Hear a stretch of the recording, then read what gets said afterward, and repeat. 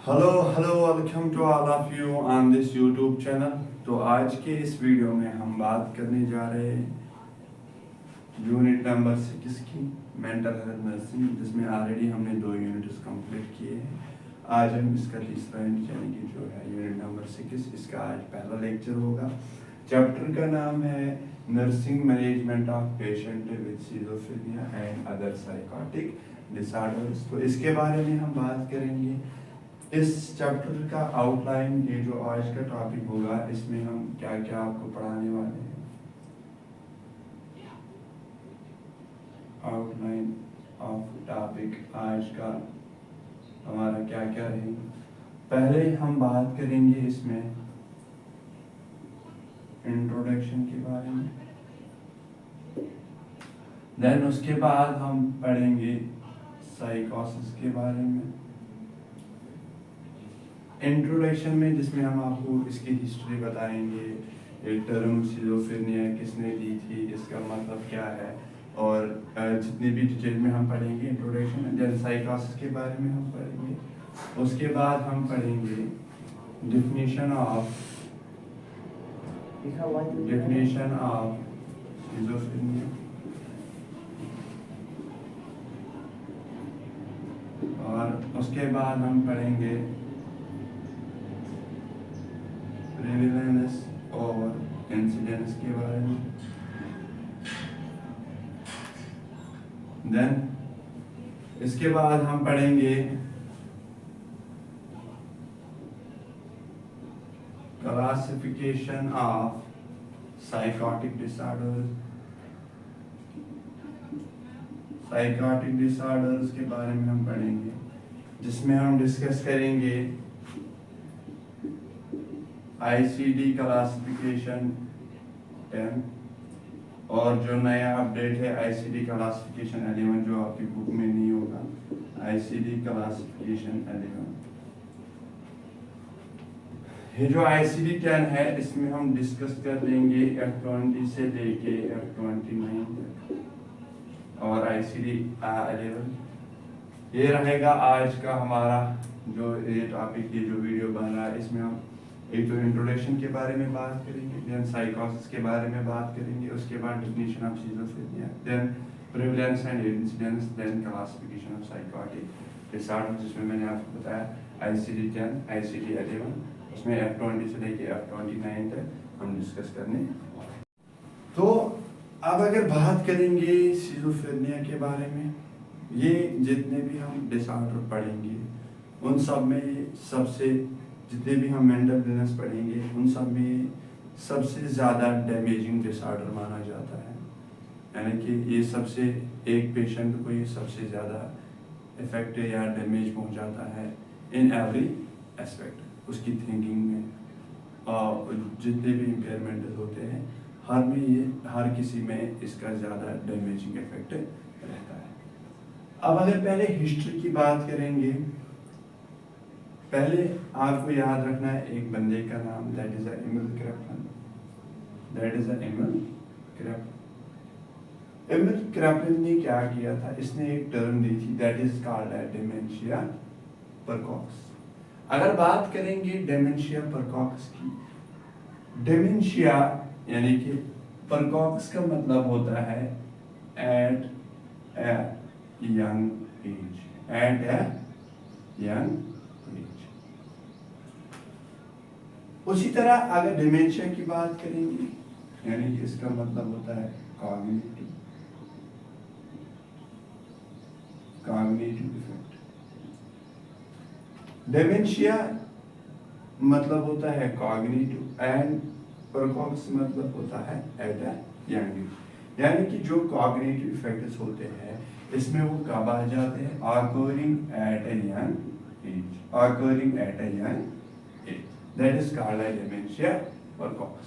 ये आपको पहला वर्ड, पहला टर्म आपको याद रखनी है इस सिजोफ्रेनिया चैप्टर में, जो हिस्ट्री के बारे में पढ़ रहे हैं। तो उसके बाद जो एमिल क्रैपलन है, इसने क्या किया, इसने जब लॉन्ग टर्म के लिए जब इसने पॉपुलेशन को ऑब्जर्व किया, उसके बाद इसने ये डिसाइड किया, जब इसने ऑब्जर्व किया, इसने साइकेट्रिक इलनेस को दो तरीकों से डिवाइड किया। एक को बताते हैं dementia praecox and second one that is called है manic depressive illness. Manic depressive illness. Praecox का मतलब क्या होता है, जैसे मैंने ऊपर लिखा at a young age, at a young age, at a young. अब जो डिमेंशिया परकॉक्स है इसमें क्या रहता है, अगर बात करेंगे डिमेंशिया परकॉक्स की, ये कंटिन्यूड इलनेस होती है। इसमें ये जो डिमेंशिया परकॉक्स होता है इसमें कंटिन्यूड इलनेस रहती है। और अगर बात करेंगे कॉग्निटिव डिक्लाइन की, वो भी इसमें प्रेजेंट होता है। एक तो कंटिन्यूड इलनेस रहता है और उसके बाद कॉग्निटिव डिक्लाइन रहता है। ये किसकी है, डिमेंशिया परकॉक्स की। परकॉक्स मतलब at a young age, dementia मैंने आपको बताया जो भी कॉग्निटिव इफेक्ट होता है वो एट ए यंग एज होता है, मतलब कि कॉग्निटिव डिक्लाइन होगा इसमें। और या इधर भी मैं बताऊंगा कॉग्निटिव डिक्लाइन यहाँ पे भी होता है, कॉग्निटिव डिक्लाइन, लेकिन कब, ऑक्यूरिंग एट ए यंग एज। उसी तरह जो डिमेंशिया परकॉक्स है ये यंग एज में होता है और साथ साथ में एक तो कॉग्निटिव इलनेस होती है और second one that is a cognitive decline, second one that is a cognitive decline. अब अगर बात करेंगे मैनिक डिप्रेसिव इलनेस की, मैनिक डिप्रेसिव इलनेस की, मैनिक डिप्रेसिव इलनेस में क्या होता है, ये एपिसोडिक इलनेस होती है, that is a episodic illness. एक तो एपिसोडिक इलनेस होगी, लेकिन इसमें जो मेन डिफरेंस है डिमेंशिया परकॉक्स और मैनिक डिप्रेसिव इलनेस की, इसमें कॉग्निटिव डिक्लाइन होती है, लेकिन इसमें जो कॉग्निटिव डिक्लाइन होती है वो एब्सेंट है। इसमें कॉग्निटिव डिक्लाइन प्रेजेंट होता है और इसमें कॉग्निटिव डिक्लाइन एब्सेंट होता है। अब अगर यहाँ पे कॉग्निटिव डिक्लाइन एब्सेंट होगा, हमने बाइपोलर डिसऑर्डर में पढ़ा है जिसमें एपिसोडिक इलनेस होगी लेकिन कॉग्निटिव डिक्लाइन एब्सेंट है, उसका मतलब ये जो है ये फिर किसके अंडर आएगा, that is a bipolar disorder, that is a bipolar disorder. और फर्दर क्या किया गया था, जहां पे कॉग्निटिव डिक्लाइन होगा और साथ में कंटीन्यूअस इलनेस रहेगी, दैट मींस इसको किसके अंडर लिखा जाएगा, that is a schizophrenia, that is a schizophrenia. क्या क्या मैंने यहां तक आपको पढ़ा है, एक मैंने आपको बताया एमिल क्रैपलिन के बारे में आपको याद रखना है, इसने टर्म दी थी डिमेंशिया परकॉक्स की। अभी हम हिस्ट्री की बात कर रहे हैं, इंट्रोडक्शन की बात कर रहे हैं। जैसे मैंने आपको बताया ये जो सीजोफ्रेनिया ये जो डिसऑर्डर है ये मोस्ट डैमेजिंग डिसऑर्डर माना जाता है मेंटल इलनेस में, ये सबसे मोस्ट डैमेजिंग डिसऑर्डर माना जाता है। उसके बाद मैंने आपको बताया एमिल क्रैपलिन के बारे में जिसने कॉइन टर्म किया था डिमेंशिया परकॉक्स। डिमेंशिया का मतलब अगर समझिए यानी कि कॉग्निटिव डिक्लाइन हो जाता है, लेकिन कब, परकॉक्स मतलब एट अ यंग एज। उसके बाद साइकेट्रिक इलनेस को एमिल क्रैपलिन ने जब उसने पॉपुलेशन को ऑब्जर्व किया था लॉन्ग टाइम के लिए, उसके बाद इन्होंने क्या हल निकाला, साइकेट्रिक इलनेस को दो तरीके से डिवाइड किया। एक को बता दें डिमेंशिया परकॉक्स और second one that is a manic depressive illness. Main difference ये है कि मतलब इसमें कंटीन्यूअस इलनेस होती है, उसमें एपिसोडिक इलनेस होती है और कॉग्निटिव डिक्लाइन यहाँ पे प्रेजेंट होता है, यहाँ पे कॉग्निटिव डिक्लाइन एब्सेंट होता है, इसलिए इसको किसके अंडर लिया गया, बाइपोलर डिसऑर्डर और इसको सिजोफ्रेनिया। अब मैंने इस साइड लिखा है, उसके बाद यूजीन बॉयलर, यूजीन बॉयलर ये मोस्ट इंपॉर्टेंट है, यानी कि जब भी आप ये चैप्टर पढ़ोगे आपको यूजीन बॉयलर याद रखना है, बिकॉज यूजीन बॉयलर ही वो बंदा था जिसने वो कॉइनड द टर्म, जिसने कौन सी टर्म दी, सीजो। अगर आपको बताता है कोई यूजीन बॉयलर कौन था, यूजीन बॉयलर जिसने कौन सी टर्म दी थी, सिजोफ्रेनिया। और ये जो सिजोफ्रेनिया है इसका दूसरा नाम क्या है, अगर आपको कोई बताता है, that is a dementia praecox, that is a dementia praecox. जो मैंने यहाँ पे बताया डिमेंशिया परकॉक्स को फिर क्या दूसरा नाम, that is a schizophrenia. Eugene boiler आप में आपको पहले याद क्या रखना है, जो यूजीन बायलर है उसने टर्म शिज़ोफ्रेनिया दी थी, जिसका मतलब, जिसका दूसरा नाम पहले दिया जाता था डिमेंशिया परकॉर्टस। और इसमें आपको क्या मोस्ट इम्पॉर्टेंट याद रखना है, वो आपको याद रखने हैं बायलर्स के 4 एज, बायलर्स के 4 एज। जब भी आप ये चैप्टर पढ़ोगे, जब भी आप ये चैप्टर पढ़ोगे, आपको सबसे इम्पॉर्टेंट पहले याद रखने हैं बायलर्स के 4 एज। अब हम एक एक करके डिस्कस करेंगे बायलर्स के 4 एज, जिसमें हम डिफरेंट तरीके से चारों के चारों मीनिंग आपको अच्छी तरीके से समझाएंगे। तो बात करेंगे अब 4 एज के बारे में।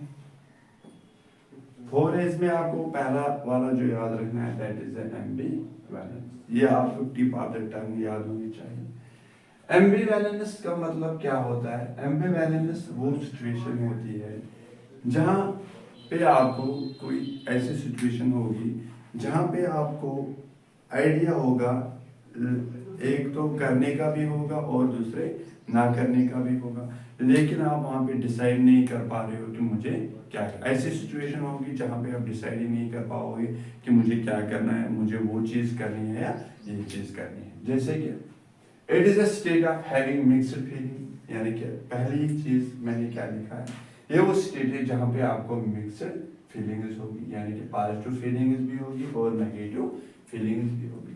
Are contradictory ideas about something, या कंट्राडिक्टरी आइडियाज होंगे किसी चीज के बारे में। Are sound that lead us to a marked inability decide for are ideas, जहां पे आप डिसाइड ही नहीं कर पाओगे कि मुझे क्या करना है, मुझे वो वाला चीज करना है, मुझे ये वाला चीज। जहां पे आपको दो सिचुएशन हो, फॉर एग्जांपल अगर आप कहीं पे होते हो, आप अपने हिसाब से सोचते हो कि क्या, अगर फॉर एग्जांपल कोई ऐसे एग्जाम के दौरान पे मतलब ऐसे कोई सिचुएशन आती है, आप क्वेश्चन इंपॉर्टेंट क्वेश्चन पढ़ लेते हो, तो आप देख पा रहे हो वहाँ पे दो क्वेश्चन ऐसे होते हैं जहाँ पे आप डिसाइड ही नहीं कर पा रहे हो कि मुझे वो चीज़ करनी है या ये चीज़। दैट इज अ कॉल्ड है एम्बिवैलेंस, दैट इज कॉल्ड है एम्बिवैलेंस, जहाँ पे आप डिसाइड ही नहीं कर पाते हो मुझे क्या करना है। उसके बाद अफेक्टिव डिस्टर्बेंसेस, अफेक्टिव डिस्टर्बेंस।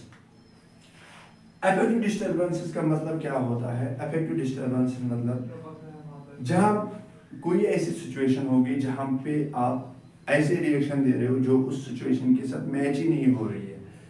जैसे कि disturbance of affective that involves displaying of reaction, जहाँ पे आप ऐसी रिएक्शन डिस्प्ले कर रहे हो that do not match the situation या subject, that do not match the situation और सब्जेक्ट।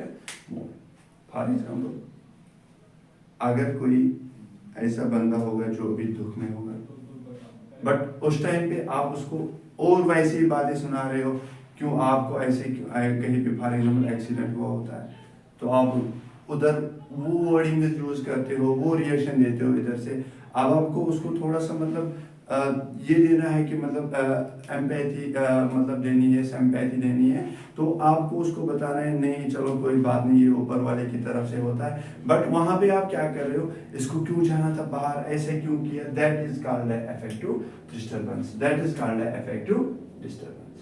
उसके बाद third one that is called aesthetic thinking and behaviour.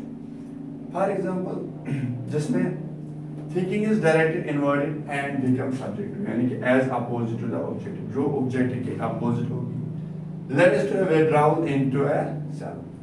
For example जैसे कि कोई इंसान दिन में ही ख्वाब देखता है, डे ड्रीमिंग, कि अभी मैं सोया हूँ, मैंने ऐसे ख्वाब देखा कि मैं वहां गया हूँ, that is called aesthetic thinking और बिहेवियर। और उसके बाद last one that is called associative looseness या डिस्टर्बेंस, यानी कि टॉपिक चल रहा है किसी एक चीज पे, फॉर एग्जांपल बायोलॉजी का टॉपिक चल रहा है, लेकिन आपने उस बीच में उसको फिजिक्स घुसा दी, जबकि उस फिजिक्स का बायोलॉजी के साथ कोई लेना देना ही नहीं है। That is called associative looseness and disturbance. तो ये थे 4 बायलर्स के 4 एज। 4 एज आपको इंपॉर्टेंटली याद रखने हैं। वे जब भी आप ये चैप्टर पढ़ोगे पहले आप ये 4 एज अच्छे से पढ़ लोगे, ambivalence, affective disturbance, aesthetic thinking and behaviour, या last one associative looseness and disturbance. तो अब हम बात करेंगे साइकोसिस के बारे में, जो मैंने आपको बोला सेकंड हम पढ़ेंगे साइकोसिस। पहले इंट्रोडक्शन हो गया, इसकी हिस्ट्री हो गई। अब हम साइकोसिस के बारे में पढ़ेंगे। साइकोसिस जैसे कि मैंने बोला आपको पहले ही, सबसे ज़्यादा जो डिस्टर्ब करने वाला डिसऑर्डर है दैट इज सिजोफ्रेनिया या साइकोसिस। इसमें हर तरीके से मतलब देखा जाएगा हर तरीके से अफेक्ट होता है इंसान, चाहे वो उसकी थिंकिंग हो, उसका मूड हो, उसकी मेमोरी हो, जो भी कॉग्निटिव एक्टिविटीज होगी वो अफेक्ट हो जाती है। पहला क्या होता है इसमें, disorganisation of the person, disorganisation of personality हो जाती है पहले। देन उसके बाद जितनी भी सोशल फंक्शनिंग वो डिटोरेशन होती है। उसके बाद लॉस ऑफ कांटेक्ट, इंसान लॉस ऑफ कांटेक्ट, जो पेशेंट होगा वो लॉस ऑफ कांटेक्ट करता है, या उसकी जो रियलिटी होगी वो भी डिस्टॉर्शन की खराब हो जाएगी। उसके बाद हेलोजिनेशन, डेल्यूजन या डेल्यूजन थिंकिंग। हेलोजिनेशन मतलब आपको पता है, मैंने वो सिचुएशन इसके दिमाग में आएगी जो होगी नहीं, वो चीज़ें इसके दिमाग, वो ख्यालात इसके दिमाग में आएंगे जो होंगी नहीं। उसके बाद कैन आकर विद और without the presence of organic impairment. और साइकोसिस में क्या होता है, ये जो सिचुएशन ये आएंगे in presence of organic impairment है या विदाउट ऑर्गेनिक इम्पेयरमेंट है। अब जो ये ऑर्गेनिक इम्पेयरमेंट है दैट इज मतलब कि कॉग्निटिव में क्या क्या आता है, जैसे कि थिंकिंग, ऐसे ही मूड आ जाता है, थिंकिंग मूड, ये सारे के सारे इसमें डिस्टर्ब हो जाते हैं। तो ये थे हमारे साइकोसिस के बारे में। जैसे इसी तरह अगर बात करेंगे मेमोरी की बात करेंगे, क्या क्या मैंने आपको बताया साइकोसिस के बारे में। एक तो डिसऑर्गेनाइजेशन पर्सनालिटी हो जाता है, उसके बाद distortion in the social functioning, loss of contact reality के साथ डिटॉर्शन होती है, और हेलोजिनेशन, डेल्यूजन थिंकिंग प्रेजेंट होती है। उसके बाद ये जो चीज़ें हैं या in presence of organic impairment होंगे या without organic impairment. Organic impairment यानी कि वो भी, ये भी एक कॉग्निटिव की तरह, जैसे कि थिंकिंग, मूड, मेमोरी, एस्ट। अब बात करेंगे हम सिजोफ्रेनिया के बारे में, जो कि मेन इंपॉर्टेंट आपको याद रखना है, डिफिनीशन ऑफ सिजोफ्रेनिया।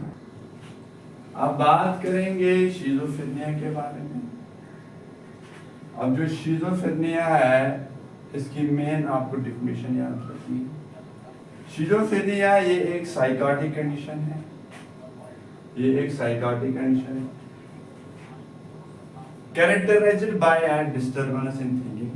पहले आपको मैंने बताया इसमें डिस्टर्ब होती है एक तो thinking, emotion, violation in presence of clear consciousness, जिसमें क्लियर कॉन्शियसनेस के साथ ये चीजें होती है। एक तो डिस्टर्बेंस थिंकिंग में हो जाएगी, इमोशंस में वायलेशन होंगे in presence of clear consciousness, in presence of clear consciousness which usually leads to a social withdrawal। यानी कि आप अगर कोई, ये जो पेशेंट है अगर कोई काम करना चाहेगा, लेकिन वो काम, अगर ये कोई चाहता है कि ये कोई काम स्टार्ट करे लेकिन वो ये काम स्टार्ट नहीं कर पा रहा है, सीधे ये एक साइकोटिक कंडीशन है जिसमें क्या क्या डिस्टर्ब होती है, इसकी थिंकिंग, इमोशंस, वायलेशन होती है in presence of clear consciousness. जो जितने भी ये काम करना चाहता है वहां से विड्रॉल हो जाता है। उसके बाद प्रेविलेंस और इंसिडेंस, प्रेविलेंस और इंसिडेंस। प्रेविलेंस और इंसिडेंस में आपको क्या याद रखना है, जनरल पॉपुलेशन, यानी कि अगर जनरल पॉपुलेशन की बात करेंगे, इन पे ये अफेक्ट करता है 1%। जनरल पॉपुलेशन जितनी भी टोटल में पॉपुलेशन, मैंने पेरेंट्स की बात नहीं की, ट्विन्स की बात नहीं की, मैंने बताया इन जनरल जो पॉपुलेशन होती है उस पर 1% अफेक्ट करता है। ऐसे ही जो अब अफेक्टेड होंगे, जो जितने भी मतलब बंदे, जितने भी लोग अफेक्टेड होंगे, उनके सिबलिंग्स को ये 8% अफेक्ट करता है। ऐसे ही अगर फादर और मदर में एक पेरेंट अफेक्टेड हुआ तो उनके बच्चों को ये 12% अफेक्ट करते हैं। अगर सिर्फ वन अफेक्टेड हो गया, यानी कि यहाँ मदर भी अफेक्टेड हो सकता है, यहाँ पे फादर भी अफेक्टेड हो सकता है। अगर यहाँ पे मतलब एक अफेक्टेड हुआ, इसका मतलब 12% चांसेस है उनमें ये सिजोफ्रेनिया पाया जाएगा। देन उसी तरह अगर दोनों के दोनों अफेक्टेड हुए, यानी कि मदर भी और फादर भी, दोनों के दोनों अगर अफेक्टेड हुए, देन उस टाइम पे 40% चांसेस है सिजोफ्रेनिया होने की।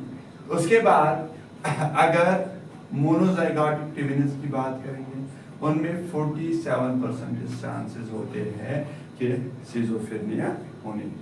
तो ये थी इसकी प्रेवलेंस और इंसिडेंस, डेफिनेशन पढ़ाई। उसके बाद प्रेवलेंस और इंसिडेंस, जिसमें आपको याद रखना है जनरल पॉपुलेशन के लिए 1% है, सिबलिंग्स जो अफेक्टेड होंगे अफेक्टेड सब उनमें 8% है। उसी तरह अगर वन पेरेंट अफेक्ट हो, उनके जो बच्चे होंगे उनमें चांसेस 12% है कि अगर दोनों के दोनों अफेक्ट हुए तो 40%, मोनोजाइगोटिक ट्विन्स में 47% है। उसी तरह अगर 5 टाइम्स इंक्रीज होता है जो ट्विन्स होंगे as compare to the monozygotic twins. तो ये थे इसकी प्रेवलेंस और इंसिडेंस। अब क्लासिफिकेशन की बात करेंगे, तो बात करेंगे अब हम सिजोफ्रेनिया की क्लासिफिकेशन की, जिसमें मैंने आपको बताया 2 क्लासिफिकेशन हम पढ़ेंगे, यानी कि साइकोटिक जितने भी साइकोटिक डिसऑर्डर की क्लासिफिकेशन 2 तरीके से। First one that is called ICD-10, और जो रिसेंटली अपडेट हुई है दैट इज ICD-11। ICD-10 में क्या क्या हम पढ़ेंगे, F20 से लेके F29 तक, जिसमें हम बात करेंगे सिजोफ्रेनिया की, साइकोटाइपिकल एंड डिल्यूजन डिसऑर्डर्स की बात करेंगे। अब इसमें याद क्या रखना है आपको, F20 that is the schizophrenia, उसी तरह F20 that is the paranoid schizophrenia, F21 that is the hebephrenic, and F22 that is a catatonic schizophrenia, और F23 that is undifferentiated schizophrenia। उसके बाद F24 that is a post schizophrenic depression, and F25 that is a residual schizophrenia, और F26 that is a simple schizophrenia। और उसके बाद यहाँ तक ये जो आपको ये F20 में आपको याद रखना है याद। देन उसके बाद F21 schizotypal disorder, F22 that is a delusion disorder, F23 that is a brief psychotic disorder, उसके बाद F24 that is a shared psychotic disorder। तो देन उसके बाद F25 में आपको अलग से 4 याद रखने। एक तो F25 में schizoaffective disorders आते हैं। अब इनको कैसे याद रखोगे, पहले इतना आप जब याद रखोगे सिजोअफेक्टिव डिसऑर्डर, उसके बाद आपको नीचे वाले आराम से याद हो जाएंगे। देखो क्या क्या है, F20 सिजोअफेक्टिव डिसऑर्डर लेकिन बाइपोलर टाइप, आपने बाइपोलर चैप्टर पढ़ा है, बाइपोलर टाइप 0 वाला बाइपोलर टाइप, उसके बाद डिप्रेसिव टाइप सेकंड वाला, यानी कि सिजोअफेक्टिव डिसऑर्डर बाइपोलर टाइप, उसी तरह सिजोअफेक्टिव डिसऑर्डर डिप्रेसिव टाइप, और उसके बाद other type schizoaffective disorder, then schizoaffective unspecified. ये आपको यहाँ तक याद रखें। एक तो याद रखना है सिजोअफेक्टिव डिसऑर्डर, उसमें schizoaffective disorder bipolar type depressive type हो गए 25 से 21 और 25 से लेके 1 तक, और 25 8 वाला आपको अदर टाइप याद रखना है, और उसके बाद 25 9 वाला सिजोअफेक्टिव अनस्पेसिफाइड। देन F28 और F29 में क्या याद रखना है, ये अदर साइकोटिक डिसऑर्डर होते हैं not due to any substance, ये किसी भी मतलब not due to any substance, किसी भी सब्सटेंस से नहीं होता है, साइकोलॉजी कंडीशन होती है। उसके बाद F29 अनस्पेसिफाइड साइकोसिस not due to something known as psychological condition. ये अनस्पेसिफिक होते हैं और ये अदर साइकोटिक होते हैं, ये अदर साइकोटिक होते हैं और ये अनस्पेसिफाइड होते हैं। तो देन उसके बाद ICD क्लासिफिकेशन 11 जो आपकी बुक में नहीं होगी, इसमें क्या है सिजोफ्रेनिया या बाकी प्राइमरी साइकोटिक डिसऑर्डर, इसमें क्या क्या याद रखना है, ये सबसे आसान है। 6A20 में आपको याद रखना है सिजोफ्रेनिया फर्स्ट एपिसोड, और उसके बाद 6A21 में आपको याद रखना है सिजोफ्रेनिया मल्टीपल, उसके बाद 622 में याद रखना है continuous multiple continuous first episode multiple continuous. Then 620 में याद रखना है अदर स्पेसिफाइड, और 6Z20 में याद रखना है अनस्पेसिफाइड। तो ये था आज हमारा लेक्चर। आज के इस लेक्चर में हमने बात की एक तो इंट्रोडक्शन के बारे में, हिस्ट्री जानी आपने इसमें कि हिस्ट्री कहाँ से कौन सा बंदा था, किसने ये टर्म दे दी सिजोफ्रेनिया, इसके बारे में हमने पढ़ा। देन उसके बाद हमने पढ़ा साइकोसिस के बारे में, देन उसके बाद डेफिनेशन ऑफ सिजोफ्रेनिया, उसके बाद हमने पढ़ा प्रेवलेंस ऑफ इंसिडेंट्स के बारे में। अब जो लास्ट वाला टॉपिक था हमारा that is ICD classification psychotic disorders, जिसमें हमने 2 क्लासिफिकेशन पढ़ी, एक तो आईसीडी 10 पढ़ी और आईसीडी 11। उम्मीद करते हैं यहाँ तक आपको सबको अच्छे से समझ आया होगा। तो मिलते हैं एक नए लेक्चर में। ओके।